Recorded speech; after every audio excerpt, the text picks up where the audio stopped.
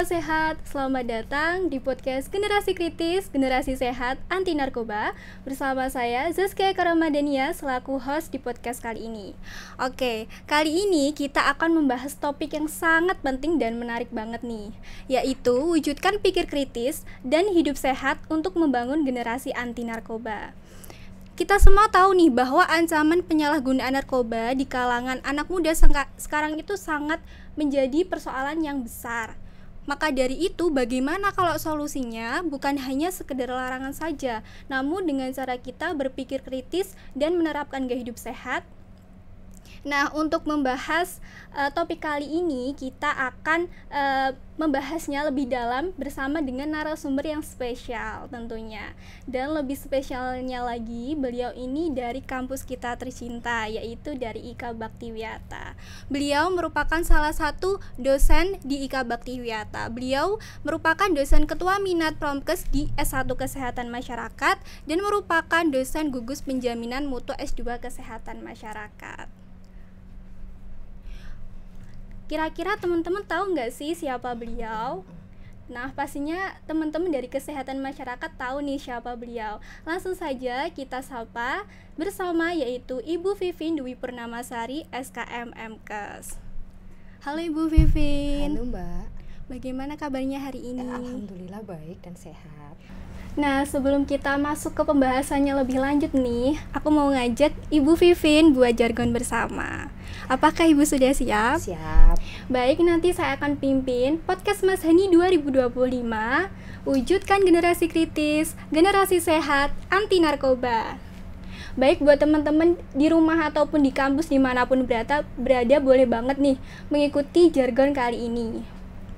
Baik, 1, 2, 3. Podcast Mas Hani 2025, wujudkan generasi kritis, generasi sehat, anti narkoba. Baik, terima kasih. Sebelumnya mohon maaf ya karena tadi ada sedikit gangguan dari saya, tiba-tiba nge-lag gitu. Selanjutnya, di sini boleh dong Bu diceritakan sedikit ke teman-teman nih untuk kesibukan Ibu Vivin akhir-akhir ini. Ya, sebelum menceritakan tentang kesibukan, mungkin dari Sobat Bakta masih ada yang belum kenal ya dengan saya. Perkenalkan, nama saya adalah Vivin Dwi Purnamasari. Saya di IIK Bakta ini masuk dalam home base Prodi S1 Kesehatan Masyarakat. Kemudian saya juga diberikan amanah ya menjadi gugus penjaminan mutu Prodi S2 Kesehatan Masyarakat. Kesibukan saya di sini tentunya sebagai dosen menjalankan Tridharma ya. Tridharma yang pertama adalah pengajaran. Saya mengajar di Prodi S1 Administrasi Rumah Sakit, kemudian Prodi S1 Kesehatan Masyarakat dengan mata kuliah seputar tentang promosi kesehatan, kemudian tentang pemasaran rumah sakit, komunikasi kesehatan, dan masih banyak lagi. Kemudian di Tridharma yang kedua terkait dengan penelitian, seorang dosen itu harus menghasilkan yang namanya karya penelitian ya, setidaknya minimal 1 kali untuk penelitian. Tapi selama kami ya melakukan penelitian, kami juga mengajak mahasiswa untuk ikut dalam penelitian kami. Gunanya nanti penelitian tersebut nanti sebagai rancangan untuk proposal dari KTI atau skripsi mereka. Kemudian Tridharma yang ketiga terkait dengan kegiatan pengabdian masyarakat.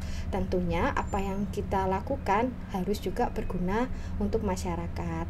Kami juga sering mengajak tentunya dari Prodi S1 Kesehatan Masyarakat ya untuk melakukan kegiatan pengabdian masyarakat secara bersama-sama.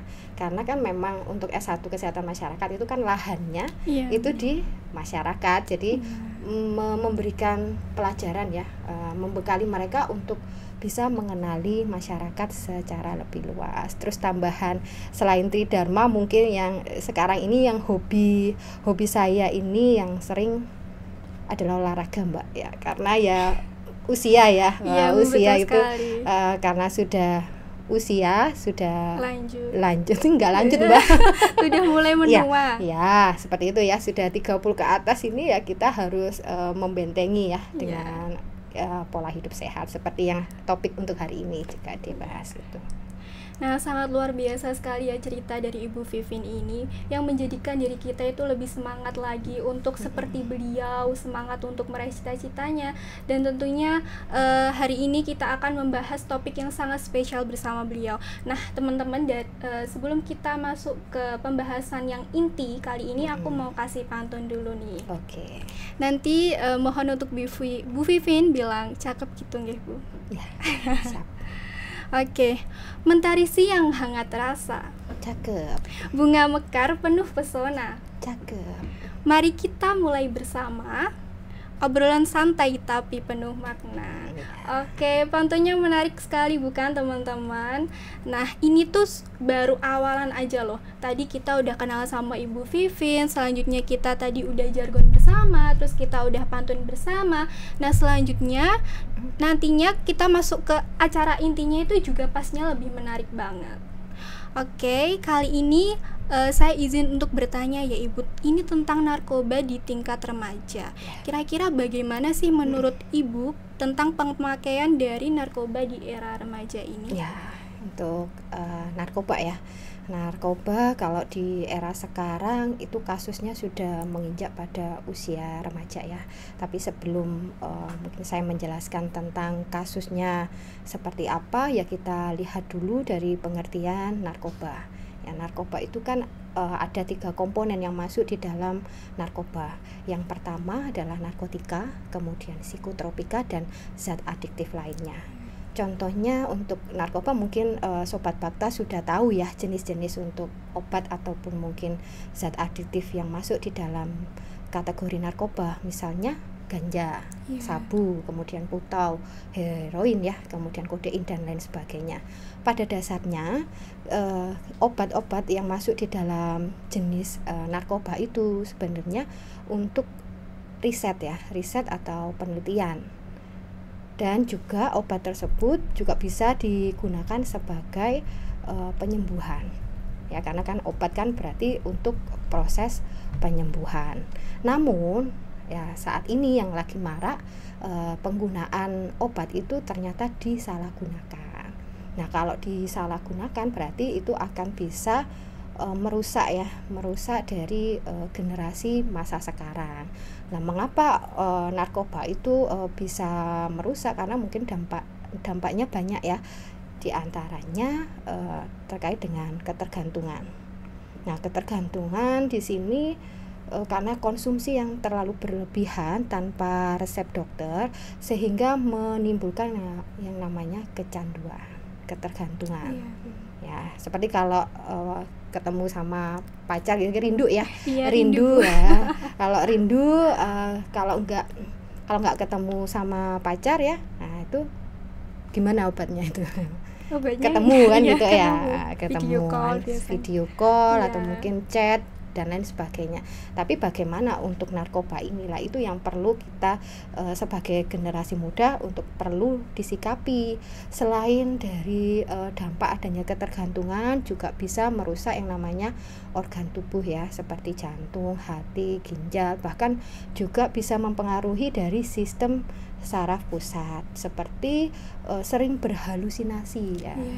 Kemudian depresi atau mungkin bahkan ke penyakit-penyakit mental yang lain seperti bipolar seperti itu atau skizofrenia ya, skizofren seperti itu.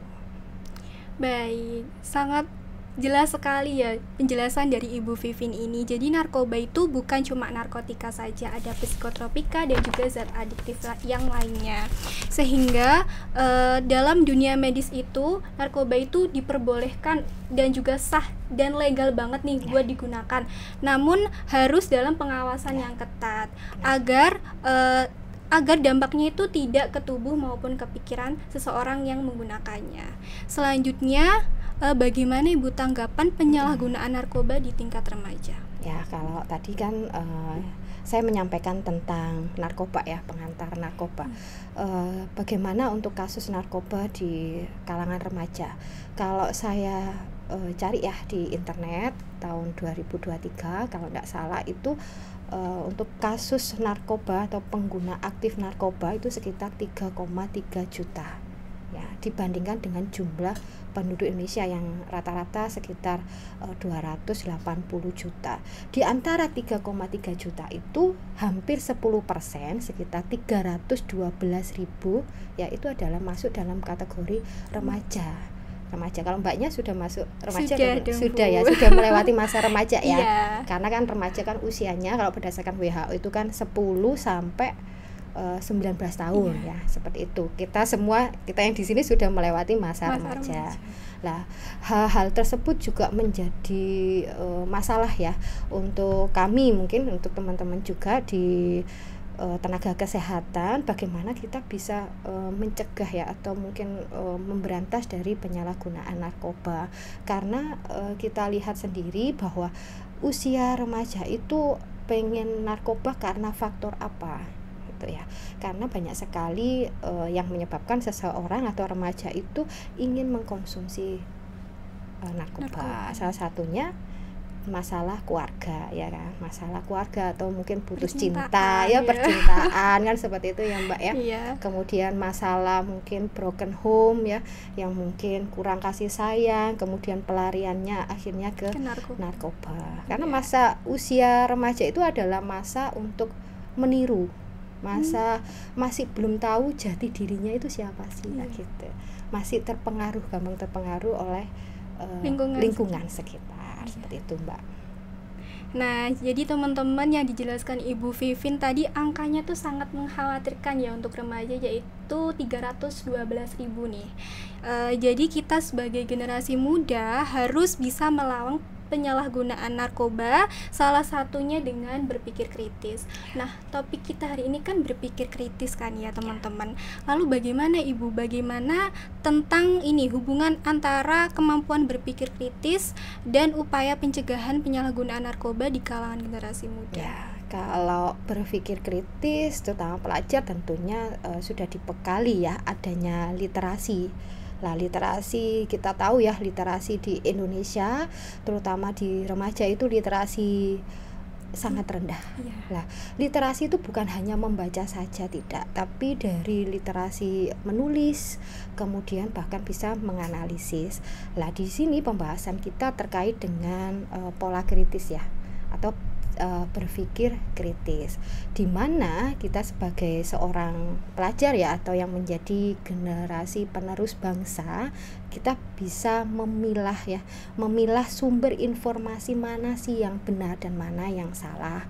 Kalau di kuliahan gitu ya, kalau saya mengajar, saya selalu memberikan informasi kepada mahasiswa saya untuk mencari referensi yang memang benar itu dalam arti kalau pustakanya harus ada namanya, penulisnya, sumbernya harus terpercaya. Kalau sumber-sumber yang seperti sumber blogspot ya, itu masih diragukan, karena blogspot sendiri itu kan masih terkait dengan pendapat atau opini masyarakat, belum kepada informasi yang memang benar. Nah, itu kita sebagai mahasiswa perlu itu untuk membedakan mana yang benar dan mana yang salah. Nah, apalagi sekarang di era digital ya, semua informasi masuk di dalam sosial media. Nah, itu kita harus berpikir, jangan sampai kita percaya pada satu informasi saja. Kita harus cari informasi yang kedua, informasi yang ketiga, sampai akhirnya kita menemukan dan membandingkan, oh ini loh untuk informasinya yang benar, seperti itu. Oke, sangat jelas sekali ya apa yang dijelaskan sama Ibu Vivin ini. Jadi intinya itu sangat berkesinambungan, dan agar dengan kita berpikir kritis ini membantu generasi muda untuk lebih mempertimbangkan konsekuensi secara ke depan, dan juga untuk membantu mempunyai alasan yang kritis tentang menolak narkoba ini walaupun ada tekanan dari lingkungan, seperti itu. Dan selanjutnya, mengapa sih Bu berpikir kritis itu menjadi salah satu kunci penting untuk remaja dan mahasiswa secara tidak mudah terjerumus ke dalam penyalahgunaan narkoba? Remaja atau dari generasi penerus ya, itu kan selalu mempunyai cita-cita, impian.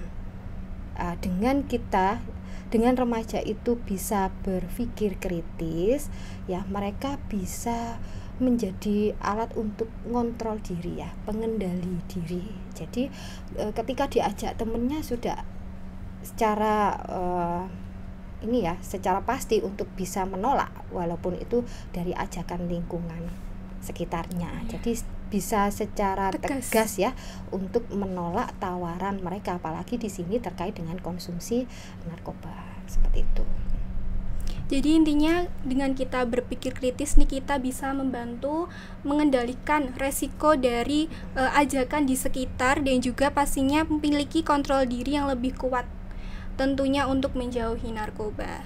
Selanjutnya nih Bu, kita akan masuk ke gaya hidup sehat dan juga perlindungan diri.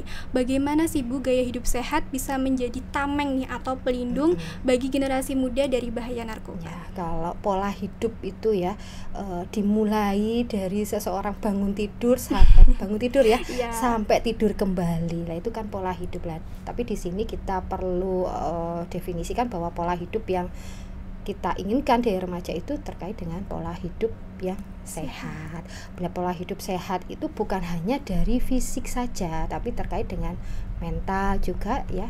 Jadi kalau mungkin fisik bisa kita lakukan dengan berbagai cara. Misalnya dengan olahraga ya, teratur, kemudian makan makanan yang bergizi, minum vitamin. Nah, kemudian kalau kita berbicara tentang mental ya, berarti kita harus bersikap atau berpikir secara positif ya. Jangan sampai kita menjadi remaja yang suka berpikir negatif ya, seperti itu. Jadi itu merupakan tameng untuk seorang remaja ya, untuk bisa mengevaluasi tadi apa yang saya lakukan, apakah saya diperbolehkan untuk mengkonsumsi narkoba atau tidak. Itu tadi dari benteng selain pola kritis juga berpikir kritis ya. Selanjutnya dari pola hidup sehat. Dengan pola hidup sehat, pondasi kita kuat ya, dari fisik, mental dan sebagainya, seperti itu. Oke. Dari kesimpulannya nih, berarti kita harus menciptakan pondasi fisik, mental dan juga sosial, seperti kita berolahraga dan juga makan yang bergizi dan seimbang. Yang kedua, bisa nih kita mengupayakan berada di lingkungan yang positif, seperti di IKA Bakti Wiyata sendiri nih. Kita ikut organisasi maupun UKM untuk meningkatkan skill kita dan lebih positif untuk mengisi waktu luang-luang kita. Dan selanjutnya nih, kita dapat mengurangi stres dengan cara meningkatkan hormon kebahagiaan. Kalau biasanya kan kita kan kalau cewek-cewek ini biasanya suka shopping kayak gitu ya Bu, terus kalau enggak main TikTok. Kalau saya sendiri tuh biasanya lebih suka mendengarkan musik bahasa Inggris gitu Bu. Jadi kayak lebih meningkatkan hormon kebahagiaan, jadi tidak stres seperti itu Bu. Benar sekali. Selanjutnya nih Bu, saya juga mau bertanya kembali, sejauh mana lingkungan kampus ini bisa berperan untuk mewujudkan budaya hidup sehat dan menjauhkan mahasiswa dari pengaruh narkoba? Ya, kalau dilihat dari lingkungan di kampus IIK Bakta ya, yang kampus kita sendiri ini, saya kira sangat mendukung ya ke arah pola hidup sehat. Contohnya di IK Bakta sendiri sudah menyiapkan yang namanya kantin sehat ya, kantin sehat, kemudian ada ruang olahraga ya, yaitu bisa digunakan oleh sivitas akademik baik dari dosen atau karyawan dan mahasiswa secara gratis ya. Beda dengan di luar sana ya, kalau kita mau olahraga aja kita harus bayar ya. Tapi kalau di IK Bakta saya kira sudah lengkap ya. Apalagi kalau kita lihat dari Ormawa ya, organisasi mahasiswa, serta ada UKM yang nantinya bisa mengisi yang tadi Mbak sampaikan tadi, mengisi waktu luang sehingga tidak ada waktu sedikit pun untuk coba-coba ke narkoba. Jadi masalah itu dilarikan ke hal-hal yang positif. Ya, kalau positifnya mungkin sumber kebahagiaannya makan coklat ya makan coklat aja kan, seperti itu. Kalau mau shopping, sebelum tidur gitu ya biasanya kita lakukan masuk keranjang gitu ya, Shopee kan seperti itu. Itu adalah cara kita untuk bisa pola hidup sehat seperti itu, Mbak. Ya benar banget Bu, saya sangat setuju dengan penjelasan dari Ibu Vivin ini. Tentunya di IKA ini juga nantinya juga ada seminar, workshop dan juga podcast yang kita laksanakan kali ini tuh sangat mengedukasi mahasiswa di IKA Baktiwiyata, dan tentunya itu didukung dengan fasilitas dari IKA Baktiwiyata. Contohnya adalah fasilitas olahraga yang membantu mahasiswa itu untuk semangat berolahraga seperti itu. Selanjutnya saya ingin bertanya nih Bu tentang peran dosen. Sebagai dosen Kesmas, bagaimana langkah strategi Promkes dalam penanganan penyalahgunaan narkoba, Bu? Ya, kalau saya ini kan sebagai dosen kesehatan masyarakat ya, bukan dosen kesakitan masyarakat ya. Berarti kan bagaimana upaya pencegahan kita agar masyarakat itu tidak sakit dan seperti itu ya. Ya kembali lagi karena saya juga kebetulan juga peminatan promosi kesehatan ya. Mungkin teman-teman atau sobat Bakta yang di S1 Kesehatan Masyarakat pada mata kuliah dasar Promkes atau mungkin Promkes itu saya selalu menjelaskan bahwa strategi promosi kesehatan itu ada 3 yang dikenal dengan ABG. Anak baru gede bukan ya, bukan seperti itu ya. ABG berarti advokasi, kemudian bina suasana, dan gerakan masyarakat. Di advokasi ini dosen berperan seperti apa? Nah, kalau kita lihat pengertian dari advokasi itu sendiri kan ingin dapat dukungan nih ya dari pemangku kepentingan atau pemangku kebijakan. Nah, kita bisa memberikan data-data ya terkait dengan kasus ya yang marak terjadi di sini untuk penggunaan dan penyalahgunaan narkoba, tentunya di generasi muda. Seperti yang kita lakukan seperti ini. Ya, ini adalah cara kita untuk memberikan pemahaman tuh ya kepada para pemangku kepentingan bahwa di lingkungan kita itu sebenarnya sudah ada yang namanya konsumsi narkoba atau bahkan penyalahgunaan narkoba. Lah, edukasi itu juga kita bisa berikan ke hal-hal yang atau kegiatan-kegiatan ya seperti seminar atau mungkin workshop atau mungkin pelatihan atau mungkin podcast itu di bidang advokasi. Di bina suasana dalam menciptakan lingkungan yang sehat. Tentunya sehat di sini adalah sehat dari narkoba ya, bebas dari narkoba. Apa yang perlu kita lakukan? Kita menyebarkan informasi ya dengan media ya. Kalau di bina suasana kita harus menyebarkan informasi menggunakan media. Lah, media sendiri tuh kan jenisnya banyak sekali ya Mbak ya. Ada media cetak, ada media non cetak. Media cetak misalnya kita buat poster tuh ya tentang bahaya-bahaya narkoba, dampaknya seperti apa, dampak jangka panjang tentunya di sini. Nah, kemudian ada juga media digital yang mungkin sekarang ini kita dihadapkan kepada era digitalisasi ya. Begitu banyak informasi yang sudah bisa diakses secara internet. Nah, sebagai dosen ya di sini saya selalu memberikan penugasan ya terkait dengan pencegahan untuk kalau ini topiknya tentang narkoba ya berarti berikan edukasi ya tentang bahaya-bahaya narkoba dalam konten sosial atau sosmed seperti itu. Kemudian ada satu lagi tadi strategi promosi kesehatan adalah gerakan masyarakat. Kita memang sebagai garda terdepan ya adalah karena kita sendiri ya tenaga kesehatan. Namun garda terdepan itu tidak akan efektif jika masyarakat tidak ikut andil.